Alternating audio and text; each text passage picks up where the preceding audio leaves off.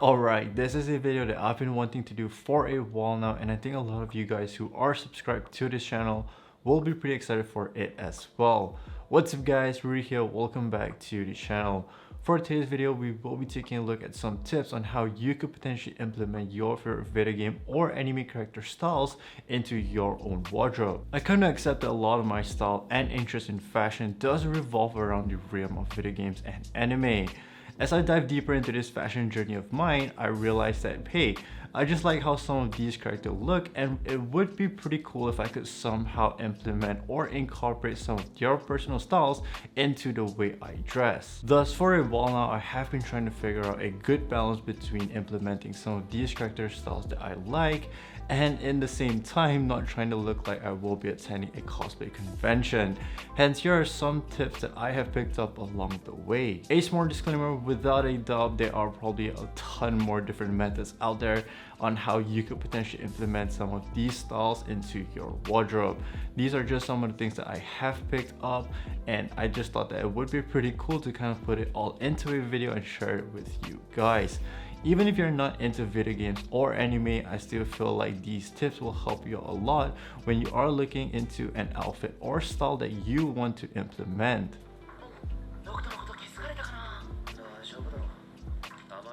The first tip is probably the most important and also a very fundamental one, as it does carry over towards the next few tips in this video, which is to not dress like the character. This might sound pretty contradicting since I am talking about how to implement your favorite character styles into your wardrobe, and here I am with the first tip telling you to just not dress like them.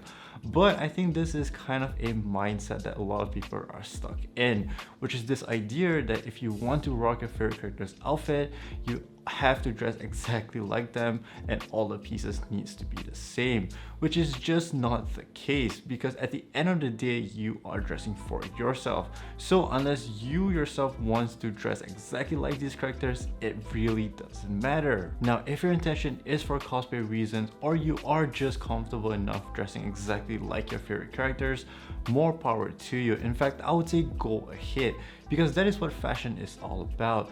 It's about expressing yourself, your interests, and most importantly, being confident and comfortable in what you are wearing. However, if you are currently watching this video, chances are you probably don't want to be walking around your daily life looking like you just straight up came out of an anime series. Therefore, I think it's important to understand you really do not need to look exactly like your favorite character in order to implement your styles. As cool as these characters may look, there are certain details of the element of the outfit that just don't get translated too well into everyday wear. It can be details such as patterns or graphics, accessories that they have on, to even the silhouette of the piece. This was also one of the reasons why I kinda did the whole Arknight outfit breakdown videos, because I wanted to show that the pieces in the game can very much be translated into real life wear by using some of the pieces that you can find out there that are not going to make you look like you just came out straight from a video game. There are many different ways that you can adapt an outfit into your wardrobe, which I will talk more about it in the later part of the video. Essentially, the idea behind it is to just capture the essence of the outfit, and most often times it might not look close to your character, but that's kind of the whole intention behind it. It's kind of this if you know then you know kind of deal, and I think that is super cool because there's this kind of hidden inspiration behind the outfit. Granted, there are a couple of really rare occasions whereby the execution of adapting video game or anime clothes into actual wear are done extremely well, but usually these pieces generally are very expensive because oftentimes they are very highly detailed and require much more attention and craftsmanship to make them. There are some franchises out there that take the liberty to produce their own clothes based on the characters, but oftentimes I feel like the execution is always pretty lackluster, because again, they try to mimic exactly the details of the piece in the game while still trying to keep the cost of production down, which ultimately is a recipe for disaster. The pieces will most likely look pretty tacky for everyday wear, and not to mention when it comes to quality and construction, these pieces are oftentimes not the best. This is also where I think a lot of major fashion houses and brands kind of miss the huge opportunity to properly execute collabs with some of the anime and video game franchises. Most oftentimes when these types of collabs do happen, we are greeted with just graphic t-shirts and hoodies. While that is pretty cool depending on the design of the graphics, I just think with the resources, infrastructure, and designers that these major fashion brands have, a lot cooler and experimental pieces could have been made. With all of that being said, I do hope that as the gap between fashion and video games or animes are getting closer, we will eventually start to see more pieces that are based on the actual clothes of the characters that are kind of redesigned to fit more of everyday wear.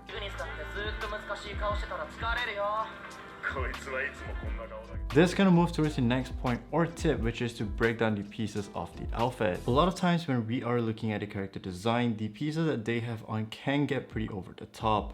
By breaking down the outfit, it will help you to have a better understanding and analyze what it could potentially be, giving you a clearer picture and idea on what to look for, which will make searching for an alternate piece that much easier. Pretty recently, I got quite inspired and took a liking towards the way Noctis from Final Fantasy 15 looks. Hence, I kind of wanted to see if I could recreate his outfit based on some of the pieces that I do own.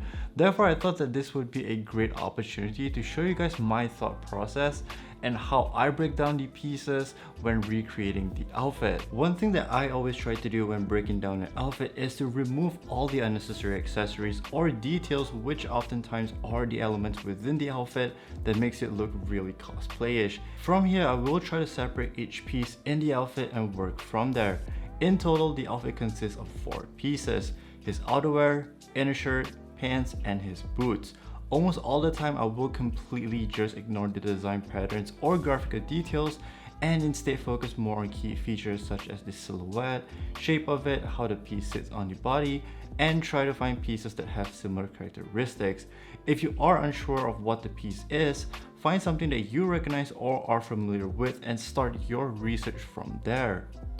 Taking a closer look at his outerwear, the main thing that I am focusing on is the silhouette of it, which has an elongated length as well as a collared design. I think this plus J oversized shirt is able to capture the look pretty well, as it has some of the same characteristics that I was looking for. As for the inner shirt, I kept it extremely simple and just went with a black t-shirt, but in the game he has on a much darker gray one. Both colors will work just fine. I much prefer the all black look as it gives the outfit more uniformity. Moving towards the bottom half, the pants are based on a 3/4 silhouette with a wider cut that tapers towards the end. These were the only key things that I was looking for when finding an alternative. Since this is based on a cutting that is designed more for mobility and articulation, as wider pants usually allow better movement, this pair of Wonder knee-length pants from Idol Ito fits the description pretty much perfectly, from functionality to the silhouette of it. Lastly, when it comes to footwear wise, you really are not going to find the exact same looking pair unless you buy the ones that are meant for cosplay purposes, so really just don't stress too much about it. Instead, I would just try to identify what type of footwear is it. Is it a pair of sneaker, high top, boots, and from there just pick the ones that you like that has a similar color blocking to it. Noctis has on a pair of pretty high cut combat boots, so honestly any type of all black pair of boots would do the trick. I just happen to have a pair of Represent Chelsea boots, and to kind of just give it a little bit more length, I complemented with a longer pair of socks. Overall, it may not look exactly alike, but I think it manages to capture the look of the outfit, and for anyone who knows about Noctis or have ever played Final Fantasy 15, will probably be able to notice the subtle details in this outfit.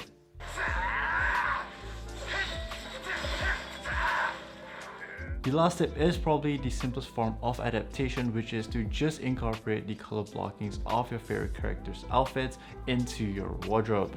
I think this is the easiest method because you don't need to go out and hunt down a specific silhouette or piece, but rather just find pieces that you like that has the same color as your favorite character. If we were to look at sneaker collabs, for the longest of time they have been using color blocking that are iconic to represent who they are collaborating with. Therefore, pretty much the same principle can be applied here as well. Oftentimes, a lot of artists will kind of choose a specific color block-in to distinguish the characters that they are designing, and it can be more than just the outfit itself, such as the hair color or accessories that they have. Hence, even if you do think you are a wallflower when it comes to fashion whereby you don't particularly fancy too eccentric all loud pieces, this tip will work for you just fine, as essentially you are just implementing the color schemes and nothing more. In fact, I would even argue that this tip might have more perks for those who don't really want to stand out too much, because there are far more colorways to choose from for basic pieces like your hoodies, t-shirts, and sweaters, as they compare to a piece that have a more unique element involved in it. These are just some tips that I think will help a lot of you out there, and hopefully you did get something out of today's video. Like I said in the beginning, there are probably a ton more different ways to go about implementing your favorite character's outfits into your own. And if you do have something different, feel free to share it down below in the comment section. If you have watched all the way to the end, thank you so incredibly much, because it really does help out in adding those number of hours that I need for the channel to be qualified to generate a little bit of ad revenue so that I can continue to sustain the channel. As always, if you did enjoy watching today's video, don't forget to give it a thumbs up, and if you're new to the channel or just haven't been subscribed yet, please do me a favor and hit the subscribe button, because it really does help the channel out a long way. That's all I have for today's video. Stay safe, and I'll catch you all in the next one. Peace out.